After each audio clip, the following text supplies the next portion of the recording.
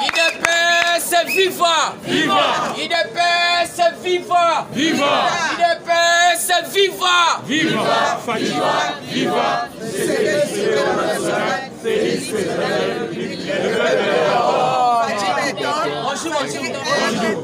Salana esengo lokola évêque Mukuna Mukishibe alobi na assemblée na na kati église yo moni puisque asi aloba église na na commission ngo parlement Mukishibe alobi que non Congolais nyonso tu et puis yo muto église na ngai fozala na puisque nzamba saleli makambo mine kose ezali koalisi ekufiande bibele ezali jeni mobutalu tikali kokeluku mokuti epo nzambe ti bakokangele biso ipolitika na ekela nanu muku na maboko makasi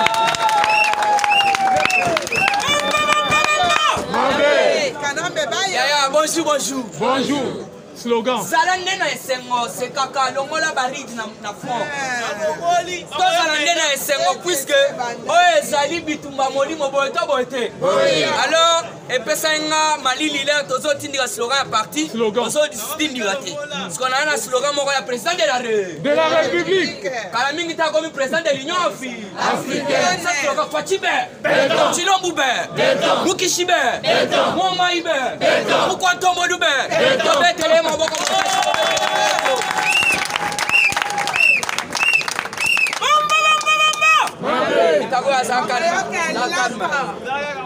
Tolinga Félix et puis Tobonde la pona ye makasi c'est ça et loko libosi ya motuya Zamba batela ye ata soka sokota na bavion Zamba batela ye ata soka sokota na baka ata so tambola makolo Zamba batela ye c'est ça le bitumbo ezali bitumba molimo me fachi alongi yango fachi be yango na bisaki bino oya koboya oto bengi couvre feu azali moro binokos oyoki mo kontongola ke kuna président j'ai fait une information donc tous les maboma bazo uta kuna na publicité yango to ebisi mu kontombolo banda lelo Rwanda zaboué mais yango nde yena ba Rwanda c'est là to continue actualité pour puisque faut comprendre plus de 11 000 rebelles à Kinshasa. 11 000 rebelles. Et puis, il y a des informations qui peuvent s'acquérir les droits. Donc, par tous les moyens, pas bloquer les frontières. Il y a Bandou. Il y a des frontières, il y a Souka. Il fallait que tu aies Moutozolo babonga azali o azalaki na kabala bato maboma. Alobi tozalaki déjà na Kinshasa 11 000 rebelles. Bayaki na Air Rwandaise. Yango na même entreprise to pesa bino information on a to beta en masano. On comprend déjà que couvre fait abandi déjà ko découvrir mama mususu. Va même na Kikwiti. Yango na basengi information comme qui les droits président Chibalobi pour le moment frontière ya Bandundu et Kangama. Dengo za information à sika ya que le 26 kabale lingali ya sala. Voilà. Kabale lingali sala manande moko sala ba chez. La Bandundu photo kanga. Siko sagesse ya Fatiba yango na monaki aswaki ba généraux nyo surtout afin d'ici bango moral na se yaya ngana ba information belé na ko côté information moko ba biloko belé te le plan de Kabila a été de sortir enfin notre pays IDPS viva viva le plan de Kabila zalaki soki abimi sikoyo kawo ekota sabotage yango na comprendre ba américain très sage basa si ma Félix ba bengi les partenaires privilégiés à peine à prospérité. Voilà. Olani politique quand même basé dans le Bumbashi, mais à quel a des avec 6 heures du temps. C'est là c'est 6 heures du temps, c'est là c'est. Bah ici ba américain puisque Jet One est accompagné par américain. Bah ici bango bolongande. Et puis pour votre information, Kanamba quel Bumbashi pour rencontrer ba américain président Jaouto M Sabino Bayaki. Et c'est là qu'il a bossé les Américains pas solo là face à face. Baye bise vérité comme ça ça ça nini. Dans le yoka qui mu kontomo tous les mololo liba. Mais il faut comprendre plus cette web Sarabino. Quand les maîtres seront arrêtés, tous les permis seront dispersés. Oyoki te tomi na FCC à Mouilani. FCC Shadak. FCC. Fatime. Chidomube. Fatih ne peut pas trahir la mémoire de son père. Azo Kendende na bango doucement, doucement. Kabila 6 heures du temps dans cela c'est. Jet privé va payer en autorisation de maternité. Donc il doit rencontrer les Américains, va solo na ba Américains, va yebisaye pour ça ba Américains puisque pour le moment qui va il fallait qu'il y ait et ça des gens complicité va ça la makambo mabe. Alors il fallait comprendre voyage même en Afrique d'ici, va solo lina autobengi Syrie dans Mafosa puisque il faut payer étendard. Et puis va Kalamingi te boko yoka déjà siège à l'Union africaine et comme il n'avait plus démocratique du Congo. Pour la toute première fois, tu vas mettre la moine en mot pour le mako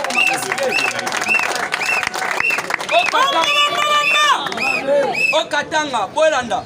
Katanga est récupéré en danger. Intelligence et en de sauver Katanga. Qu'est-ce qui se passe? Le gouverneur qui a boula, il y a Katanga, na Mouyej, il y a Lualaba, na Zoé, il y a Tanganyika, préparer un coup de balkanisation en complicité avec John Numbi, Gédéon Kyungu et Kabange Numbi, voire même Hippolyte Kanambe, va déjouer et pas Félix. Il y a un qui bat les adateurs. 7000 militaires déployés dans la Polynésie. Pour sécuriser Kabila alors ça sent très mauvais pour Kabila. Kinga 4 personnes n'ira plus encore. Kinga 4 est commis désert, Fatih Kinga 4 est commis désert. Moutoumoussou soit tout un président. Ce qu'on a Kabila Keiboé. A cause de l'Isunabi, bon. Bino Bobando, Bino Bogolonga Kinga 4. Plus trace. Bon, Lélo. Sikoyo. Nalo à la côté à Keikolosi. Na Kinga 4. Ni les qui très puissant. Donc, normalement, il faut faire un Kinga. Alors, personne n'ira à Kinga 4 et commis désert. Total. Kinga 4 kuna. Par contre, il y a une réunion. Et ça, on a un CP là. Bato babanda oyebisa bomoni ya Kabila sakaka. Ye wana na Sénat. Yebisa Kabila ya to siéger na Sénat. En cas d'actualité politique, il faut boyeba que non. D'ici le 31 décembre jusqu'au 5 sauts de moutons. Le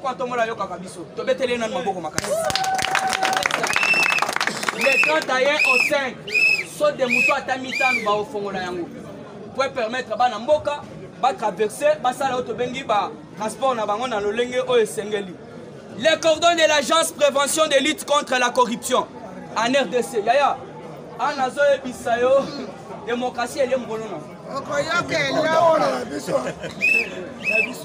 Yoka, le coordonnateur de l'agence de prévention et lutte contre la corruption en RDC, Monsieur Ghislain.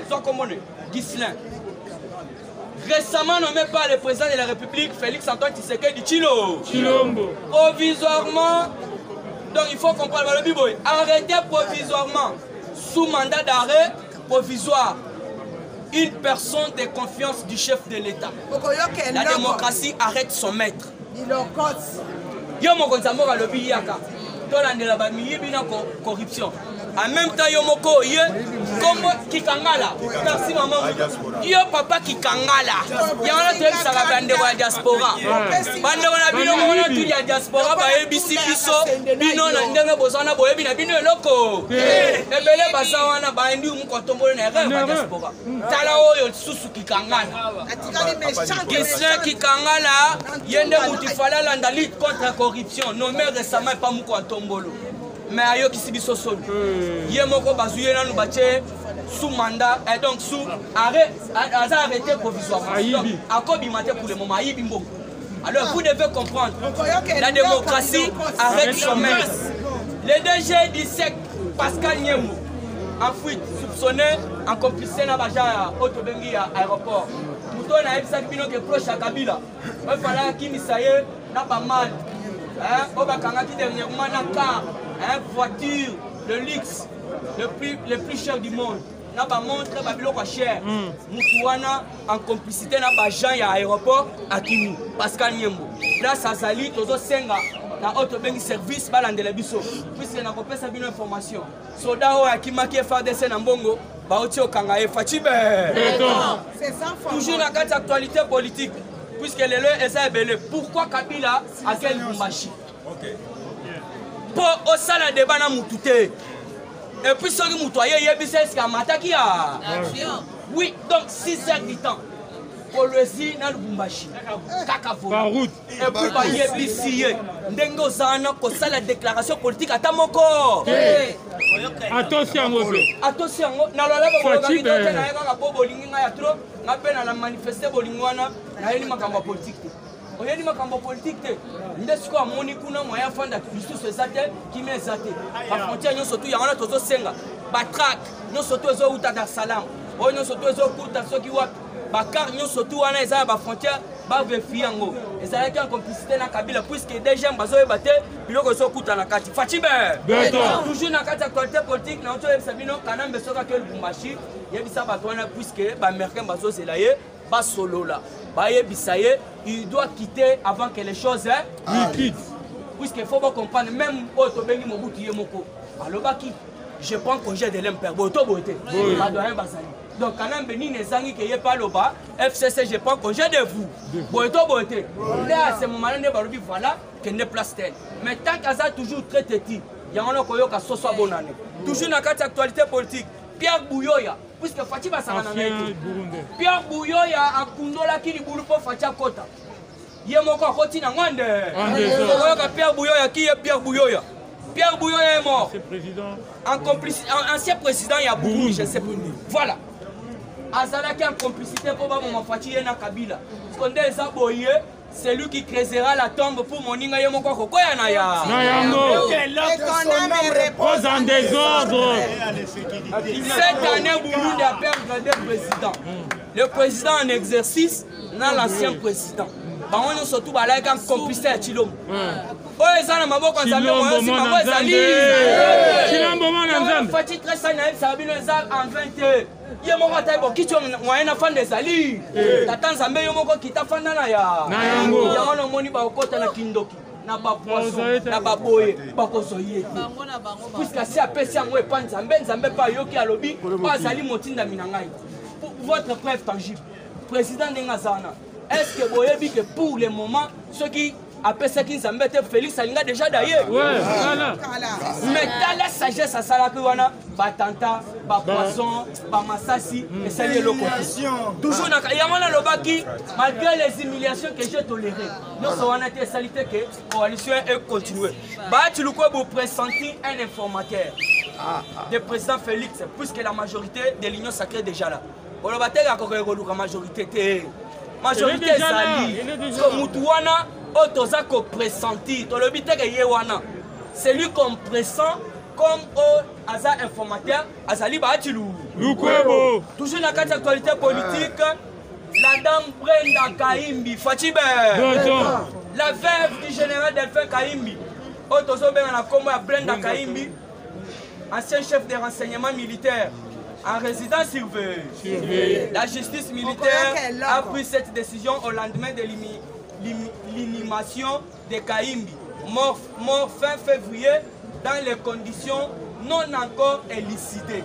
Donc, la veuve, le neveu et le pasteur de la veuve sont déjà emprisonnés. Qu'est-ce qui se passe? Bakundaki Delphin Kaimbi dimanche passé. Parce que vous comment on a vu, Basoda va être na palin.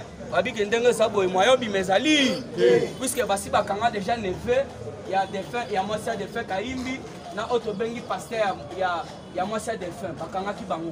Alors il faut y des fins Kaimbi bakunda ki. Alors qu'est-ce qui se passe? Bali nga besoin d'enseignement puisque jusque là, Fatia za condimaté que des fins Kaimbi a coufi na ba condition moi ça zoloba. Bona monopoliser parole te. Toujours la carte actualité politique, Nord Kivu.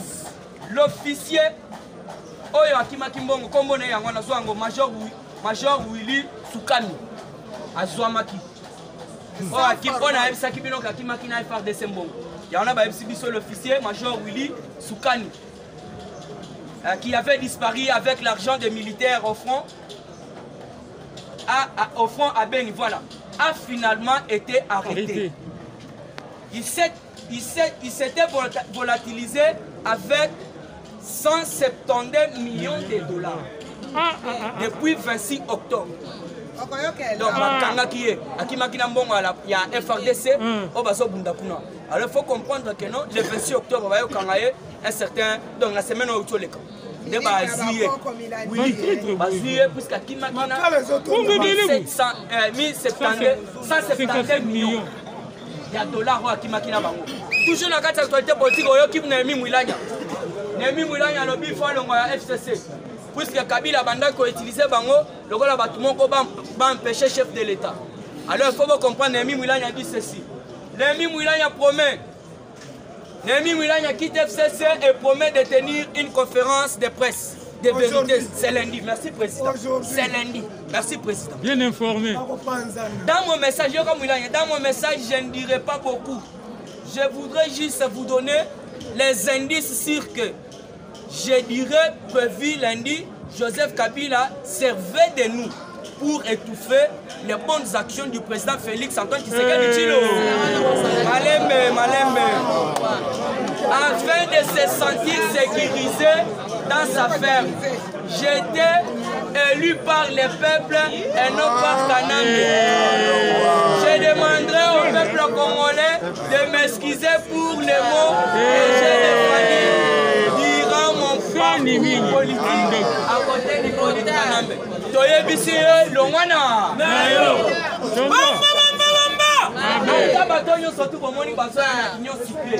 Donc qui yungulu ça. Yungula na muyungulu. Yungula bango, tokoza bango tuté. Tozo tamiser. Tamiser. Donc tamiser. Tokosala yango. Wana ke ko chité. Le premier ministre s'il ne démissionne pas, moi-même je dois démissionner. Mouto alobi bongo Julien Palou. Alobi nga na sa président ya regroupement. Je suis le président des partis politiques. Alors pour éviter les ridicules, il doit démissionner tout seul.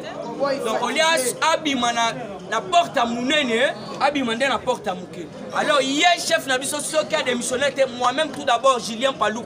Na ko démissionné na ngai, na ko kende na ngai. Alors il faut bien comprendre que non, on a chité wana à savoir. Enfin l'ex-ministre de la justice, Célestin Tunda Kassende, Mukolo Yeme Yalobaki, Kobanga Nayote sera sauf imprévu, c'est lundi 21 décembre devant la justice à la cour de cassation.